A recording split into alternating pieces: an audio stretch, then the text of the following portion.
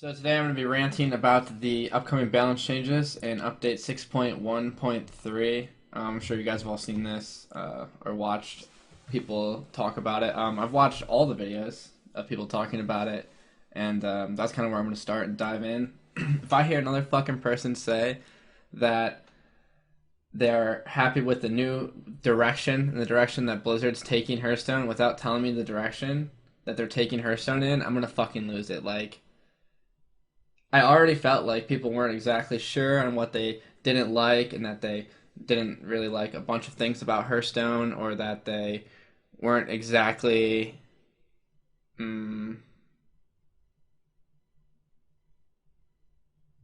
happy with the current state, but they'd say like, "Oh, it was Yogg or Tuskar." But even without those, as I'm going to cover it later, I think we're going to see some Shaman still. All I'm saying is, if you're going to say that you're happy with the direction that Blizzard's taking the game, and that you weren't happy with the last direction, at least like tell me what the direction is. I feel like it's like a generic statement that people are just making. Um, so I want to intro with that. And this video is definitely not that. uh, Not even close. So the first card is Rockbiter Weapon, which went to 2 mana. A couple things that I wanted people to keep in, or like I think that's important to note about changes like this, and from 1 mana cards to 2 mana cards, is that while I think that Rockbiter Weapon or Execute, like we'll see further, were definitely strong and powerful cards, I think that 1 mana cards in general, like in decks like Patron Warrior, the current Malygos Yogg Druid in Temple Warrior, and then even Rockbiter and Lightning Bolt and like Spirit Claws and some of these like 1 mana spells and Shaman to a little bit lesser extent, usually have a high skill cap because they provide you with a lot of options. And while it's a powerful effect, I think it's important that we don't get too far away from giving our players a lot of options by keeping some amount of like good cards mana cost low. Now, obviously, this rock by changing Rockbiter, you limit the Doomhammer Alakir burst, and then I know a lot of people are like, yeah, well, you limit the burst, and I don't like playing around that combo. And I think it's going to be interesting because that's been an identity of Shaman for so long, and not only that, but it's something that only existed kind of within Shaman. And while like it may have been annoying to play around, that might have been like a good aspect of the game. Now, I don't actually think that Doomhammer for 10 off 1 Rockbiter is necessarily where we want to be at. My point being, like I'll discuss in more in depth when we come to charge, is that this type of different interaction than cards normally have in Hearthstone isn't necessarily negative. Well, in this case, I think that because Doomhammer is good enough on its own and Rockbiter is good enough on its own, which is where a lot of the power comes, is that independently, away from the combo, it's also very strong. It's probably good that something got changed. Uh, Rockbiter being changed from the classic set. I know a lot of people talk about this because the classic set's always going to be in rotation. Like you can hear Kibler say that the classic set shouldn't be in rotation.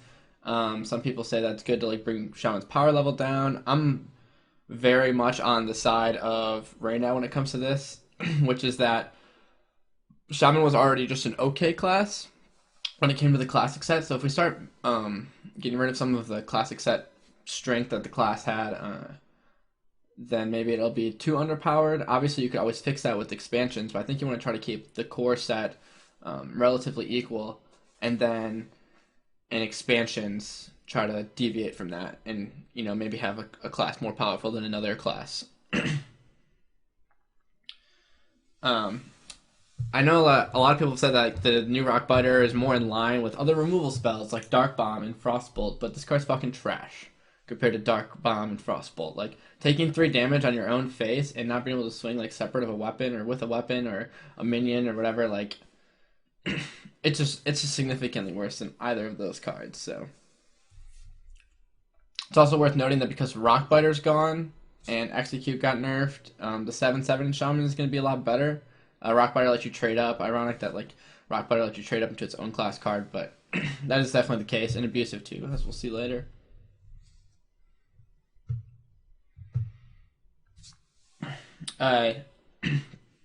Tuskar is the change everyone wanted. Pretty simple change. Yeah, I mean, we went from any totem to a basic totem. The card was ridiculously powerful when it originally came out. I was actually reviewed it with Sand, JJ, and Osaka, and we said it was the best card in the set, so I think it's a lot worse now. I think you might still see it in mid-range decks.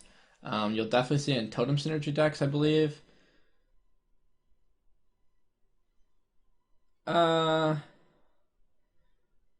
have a few lists I'm going to show that show you like what you could expect from a shaman deck that you might see, and I kind of want to talk about like deck building in general in that aspect in a second. I know a lot of people are saying like, oh, you still get a totem, it's split over two bodies, and that's good. This like conventional wisdom that something being split over two bodies is good needs to just end. Like a Tuskar Totemic getting an O2 is not good because it's two bodies. Like someone's like, I think Chris is like, it's still 7 stats, and it's just not 7 stats because you have a 2-drop. I play a Tuskar. Your 2-drop eats my totem. My Tuskar, in theory, has to trade with the 2-drop. Like, or I could play a spell or something, obviously, to get rid of it, but then it's a 1-for-1 there, and then it just ate the thing. So you're basically just playing a 3-2 for 3 if you don't have board already. Obviously, Spirit Clause lets you get board, but even then, you're assuming that you got a spell power on 2 or something.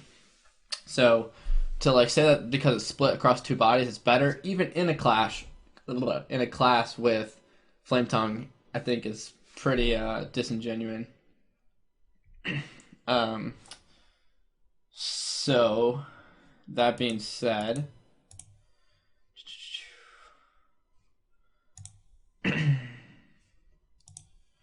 I'm gonna cover a few lists now, and like the idea of where we could see aggro shaman going. In a touch again, I think the Tuskar's possibly still fine, like in mid, and I know thinking totem, but definitely won't be seen in aggro. I actually think that Rockbiter won't see play. I could be wrong, but I really doubt that I am. So I think that with the nerf of that and the nerf of Abusive Sergeant, you're going to see people stray away from Horse Rider. So maybe Unbound makes a back into the deck list as we see here. I think that the spell power is definitely the way to go. So maybe you want to limit your Doomhammers, especially since you've already lost a Rockbiter. So maybe your deck list looks more like this. I'm saying this is exactly what it should look like or whatever. Or I'm not exactly sure if you want Lava Shock or even need Lava Shock. But just for something to get like a baseline. I think that the this aggro shaman might not even be good anymore, possibly, but definitely when we start looking at other shaman decks, I kind of want to start with this one. Okay, so this shaman deck, a lot of mid shamans were cutting Tuskar, or not Tuskar, my bad, Tunnel Trog, and they were favoring Argent Squire. Now without Rockbiter weapon, Argent Squire is definitely a lot worse. So a replacement for Rockbiter weapon in mid shaman could possibly be or totem shaman. I didn't actually make a totem shaman list. I'm not exactly sure what it would be, but obviously you guys all know which Wicked Witch Doctor could go in a totem shaman and totem shaman build. You definitely play Primal Fusion. Primal Fusion is an interesting card as a like kind of a natural replacement to Rockbiter in the mid shaman list, which would let you keep Squire value. So maybe your deck list looks a lot more like this. Like Feral Spirit is generally not a very strong card. Like you might not even play it, considering you're not playing the Trog. Like I had it cut for a little while on my mid-range shaman list, and a lot of people play like 2 Mana Tides. I think it's important to note that like Shaman had so many good cards, and I know a lot of people are saying this, but Shaman had so many good cards. It's like they had like let's say like each class has like a certain amount of pins standing up, but you can only use the first 5 pins.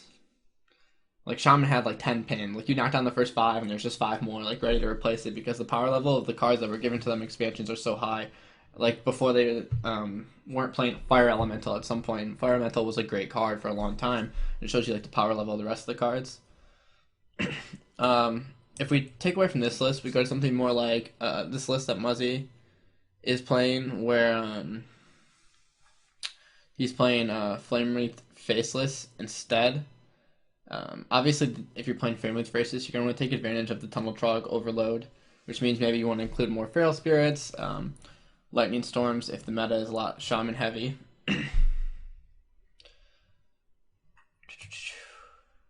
And then the last Shaman list, which includes Stormcrack. The verdict's not in on Stormcrack. Like, it didn't really see much play because we knew a lot of cards were better than it, but we saw some play for a little while. But now that some of the space has been opened up with Rockbiter being taken down, we're definitely going to be able to find out how good Stormcrack is. You might see a list like this. This is obviously running the extra Fire Elemental and runs the 2 Mana Tides. It's also possible that you might just not see Thing from Below. But I think that's probably not going to be the case for as long as Totem Golem's in the game. You definitely will not see Alakir without Rockbiter. Like, for sure, you will not. Alright, which brings us to the next card, which is Call of the Wild. Call of the Wild was definitely one of the single strongest cards in Standard, and it carried the Hunter class, and when it came out I said that it was probably the best card in Standard. It's going to be bad now for a bit. Like, in my opinion, I think it's going to be absolute garbage now for a while until the next set comes out, at least, to give Hunter some more support. You do have the Secret Hunter list with, like, the Curators, but Call of the Wild is just insane, and at 9 mana, I think it's, like, significantly worse than it was. Like, all of a sudden you're in this territory where playing 2 is kind of questionable, like, in the meta right now, where, because, like, we're really focused mid-rangey, you could usually play both before you died. I think it's okay that Hunter's gonna be bad for a while. I know it's like a meme, like there has to be a worse class, but there actually does have to be a worse class. And I don't mind that one class is good during a certain expansion and then is bad after, and then another class is good. And that's why I think that I like the changes to the core set to try to balance that out, so then they can introduce cards and change up what's good, so people are playing different classes throughout like the course of a year. So yeah, I don't mind that Hunter's going to be bad. And this lets them print cards in the next set, because this wouldn't have rotated out for a year or whatever, that are like stronger for Hunter, because they don't have Call of the Wild just carrying a certain percentage. Like, Call of the Wild was just worth a certain win percentage, and, and not in a very skill-intensive way. Sorry. I was supposed to like cover my cough, right? But that's how not used to streaming I am, right?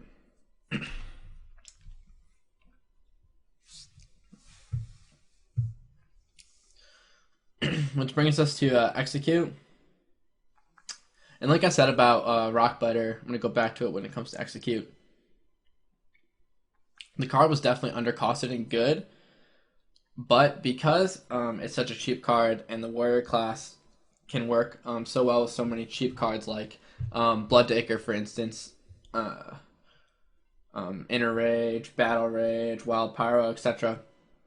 You get so many decisions in one turn in these decks that they end up becoming very high skill cap, like the OTK Worgen deck that exists right now. Options is something that's always been good in every game. Like, if you look at League of Legends, even to depart from card games, like Lee Sin was good for a long time because he just had so many options. Like, even when they took his numbers down and they like really hit his damage and all of that, like, he was still good just because he had so many options. But he's also a very high skill cap champion. So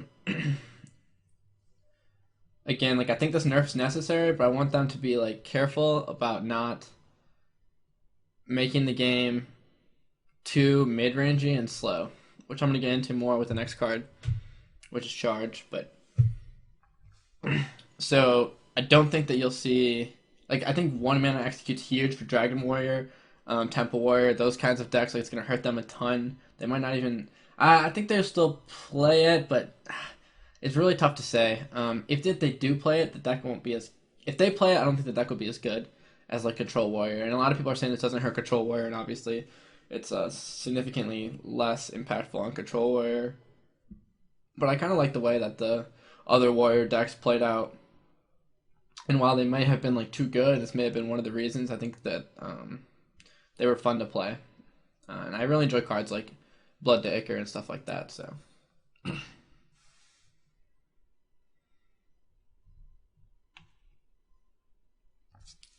Which brings us to Charge. Blizzard's been hating on Charge for a while now.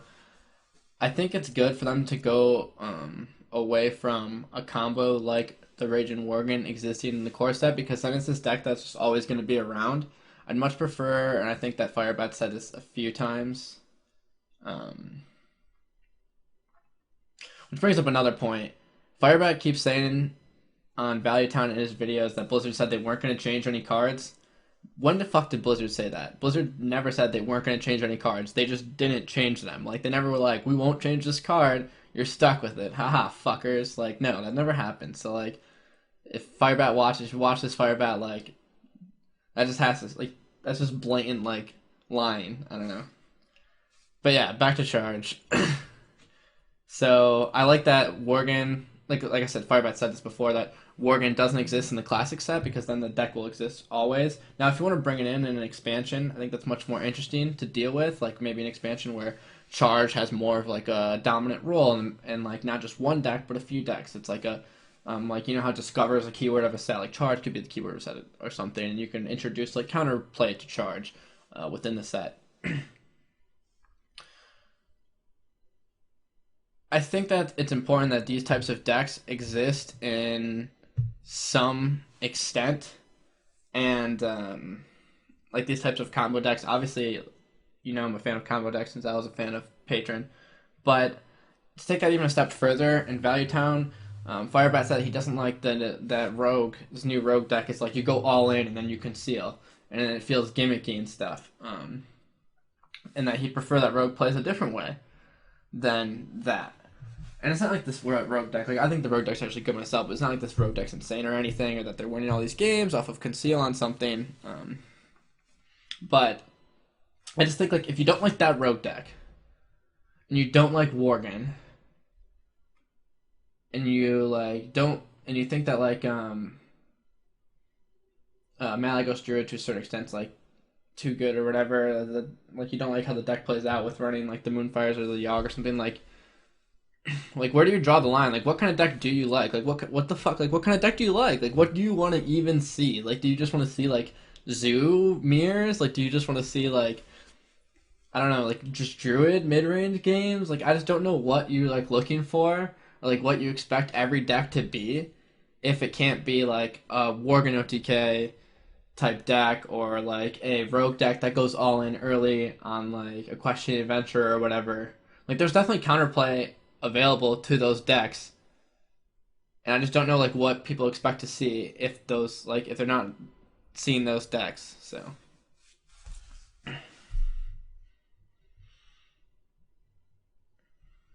which brings us to Abusive Sergeant. First thing I want to know about Abusive Sergeant is that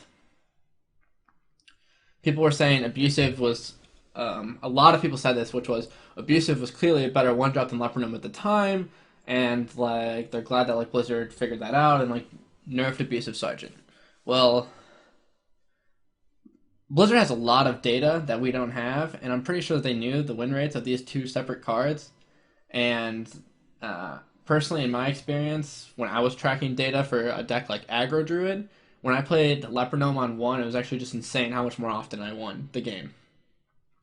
Which is like interesting because Leopardome, Abusive Sergeant requires you to play a certain type of deck. More now that it's one attack than it did before, I'll grant you that. Like, Aggro Shaman could use it before, where they will not play it now. But it required you to have some kind of minion on board. And the thing with Aggro Shaman, it was easy to get that because your Tunnel Trog has high health, your Finley has high health, your Totem Golem has high health. But Zoo is kind of like unique in the way it's able to control the board, and Hunter was able to take advantage of Abusive sometimes by trading up with their Death Rattle minions. But um, Abusive at least requires you to be playing a certain type of deck where there are certain cards in your deck that are like somewhat committal to a strategy of being on board. Where obviously it's not the case in Aggro Shaman because Aggro Shaman could just go face because of the way the rest of the cards in the deck work in tandem with it because the deck is good in a unique way. But Leopard Gnome didn't require you to do that. In Aggro Druid, you could just play Leopard Gnome. It did like 6 damage, and then you iterated out a Fel Reaver, or you just played Fel Reaver on 5, whatever, and then you just dome them in the face. Like, it's a lot less interactive in terms of like when it's good than when Abusive Sergeant is good. I also think that you'll still see Abusive Sergeant in Zoo. Not that that's too big of a deal. Another thing I'm hearing a lot is like, you played this for the battle cry. The attack didn't even matter. That's fucking stupid. Never tell me a stat doesn't matter. When RanT told me a stat didn't matter on Knife Juggler, I was so tilted. Like, a fucking one attack is a huge deal. Like, you can't just play Abusive on one now. It's like, oh, well, I only have one drop, so I'll just play Abusive. No, that's fucking garbage. You can't ever do that now. That's trash. Your Abusive will die for free. That's a horrible play. Like, one attack is a huge deal. Like, it's ridiculous. Like, to say that a stat doesn't make a difference.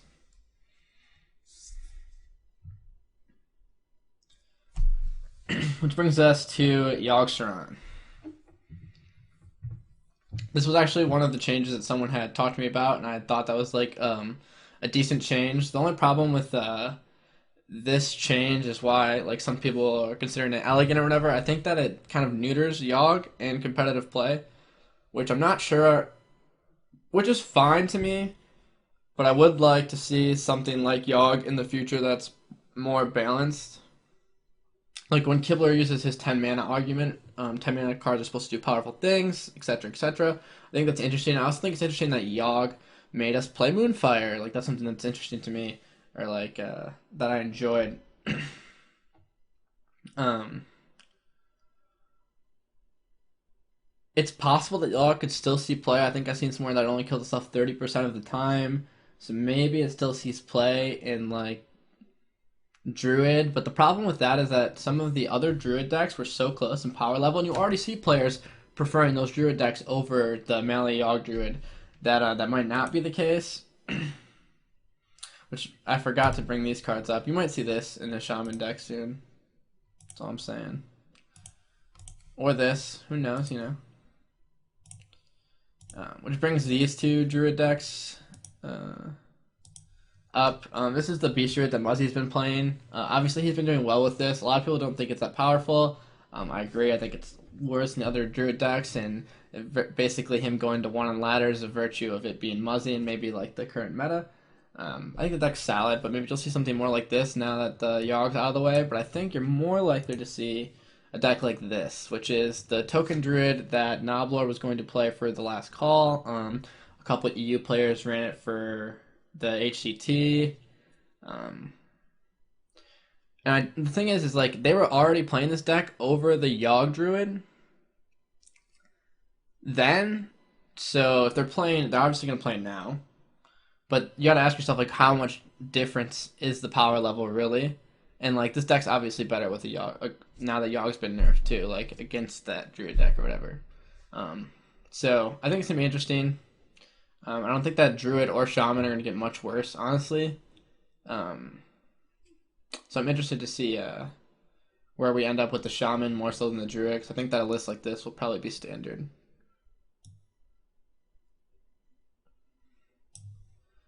So that's the end of the cards. To finish up, I do want to say that I talked about this 2 years ago now, or a year and a half ago, where Blizzard likes to nerf cards before BlizzCon. And I said that that's kind of like a bad way to, it's like a marketing gimmick where you just try to get some attention before your biggest tournament by doing that. Well, I think that is true. It does shake things up and keep, like, the fan base happy, which is more important than I originally had thought it was back when I said that.